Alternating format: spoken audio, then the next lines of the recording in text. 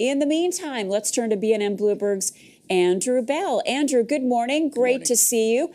Tell us more about this move this morning from the Bank of Canada. Well, Tiff Macklem of the Bank of Canada tacitly doing a lap of honour here, indicating that they feel inflation is under control.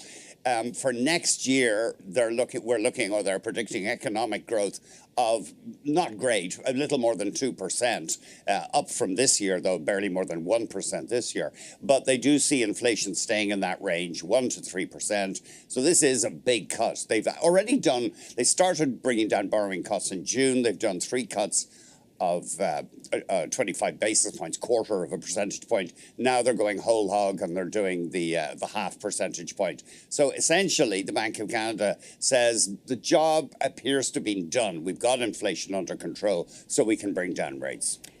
And of course, Tiff Macklem's going to be asked the same question I'm going to ask you. Do you think more rates are coming? Oh, yeah, for sure. Yeah, December 11th, they meet. Well, nothing is for sure, I know. But they have indicated that they're open to the idea of bringing down borrowing costs again. There's quite a gap, though. December 11th is the next interest rate decision.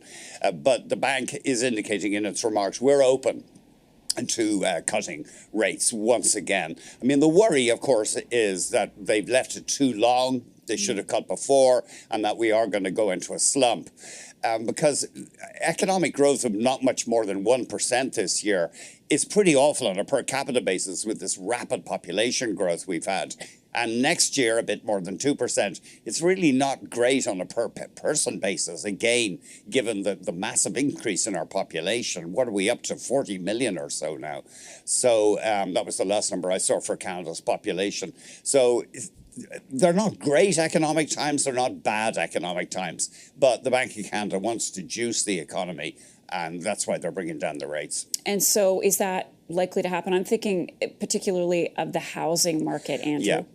That's their big worry, and they cited that as an inflation danger, that people will just go hog wild again and bid housing prices up, because today's cut doesn't directly affect fixed mortgage rates. They more trade on inflation expectations, and inflation seems to be okay, under control right now. But certainly in the short-term bond market, variable interest rates, they will tend to go down. The banks will be likely to cut their prime rate. They probably will have to now with this big interest rate reduction. I haven't seen any announcements of prime rate reductions, but variable mortgages, as you know, often price off the bank's prime rate. Right, and doesn't it usually take a couple days at least? It can. I've seen it occur the same day, Okay. But I don't want to be categorical on that. Right, all right, I hear you. BNN Bloomberg's Andrew Bell, good to see you this morning. Thank you. Thank you very much.